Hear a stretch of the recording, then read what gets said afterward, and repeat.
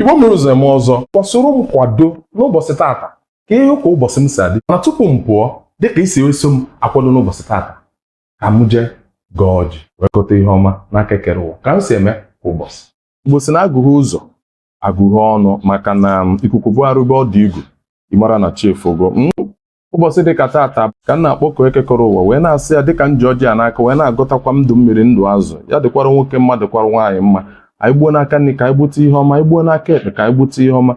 Ihe anyị ga-eri dị n'elu ya daara anyị n'ala, ọ daa n'ala ya pụoro anyị ume. Ihe anyị ga-eri dị n'anyanwụ ya chekere anyị, ọ dị n'osimiri ya seere anyị n'elu.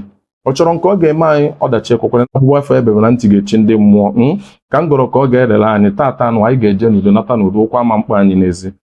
Ọ ga-adịrị anyị mma na eke orie afọ na nkwọ ekwa n'anya m aka ha nke unu.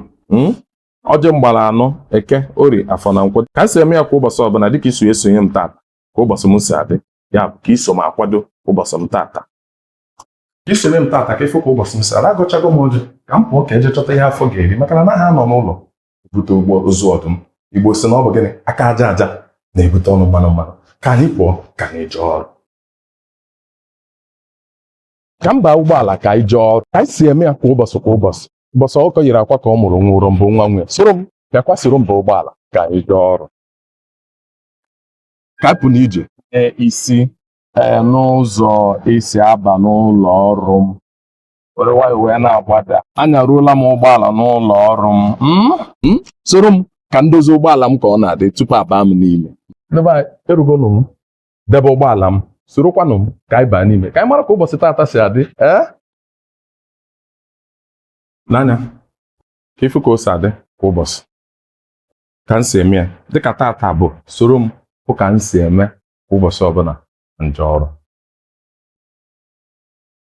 Ndewo dịka o si wee dị n'ụbọchị tata n'oge njimara anyị bụ ndị Igbo achọrọ m ka anyị leba anya na ilu. Igbo si na ilu bụ okwu dị nkenke emere ka o buo ibu nakwa okwu buru ibu emere ka ọ dị nkenke. Ilu ole ka ịma dịka nwaafọ Igbo? Ilu ole dị gị n'ọnụ? Ngwa ka anyị tụọ ilu. Igbo si na ọ bụ ụbọchị ndị nwe nta ka ha nwee mbọ ọgụ. Osisi nkwụ anaghị etofe mba maka na ihe nwoke na-aza bụ ote nkwụ ọ naghị azụ ote ofe. Ọ bụ bete ka esi ejebe nkwụ. Agaghị m asị anya ọgọ nwaanyị akpọna maka na m agaghị ajụ isie were dozie ụlọ m.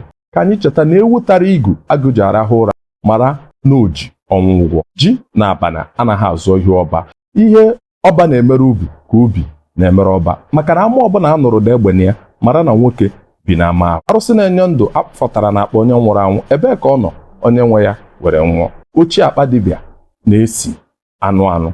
Ọkwa ịmachi ilu ndị a ka ọ bụ na ọhụrụ na ntị gị aga m amachi ya bụ akpa ọnụ dịka nze eme kwa ụbọchị na oge ọnụ ọrụ m. Chetakwa na onye ahụrụ tata ka ahụ ya echi maka na atụchaba ihe dị n'aja onye ya ji ga-agba ọtọ. Ka egwu anyị gbafọrọ tata dịbụ ụbọchị otu ịgba ga-akwa nne maka na ụbọchị buru ugbo mgbe anya mmụọ dị ebe a rụpụrụ ya mgbe ọ na-abụ nwaanyị mụta ọkụkọ kpọọ nwoke ka o gbuo. Igbo asị na ebilela azụ ọbịa ọgụ. Chere m ka m bịa abụghị ịgba ọsọ maka na nwata iri ihe ọ na-amụrụ anya ụra eburu ya. Ndewo.